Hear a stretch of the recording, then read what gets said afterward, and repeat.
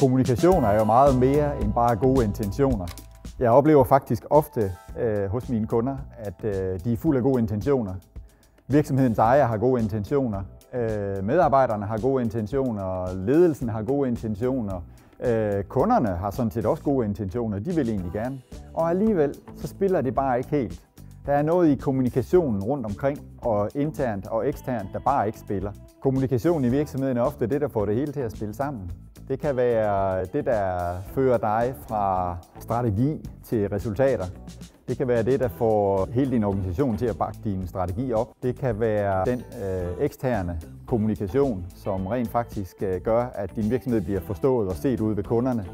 Så kommunikation er på alle måder det, der kan smøre din virksomhed og de mål, du har med din virksomhed. På samme måde kan dårlig kommunikation jo ødelægge det hele.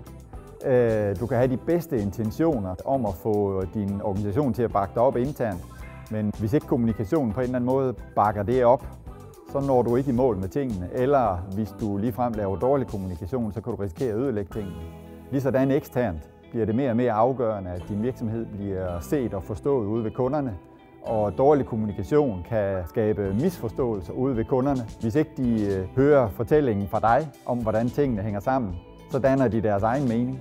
Og den vil ofte være ringere, end den du havde kunne servere for den. Så derfor bliver den eksterne kommunikation lige så vigtig.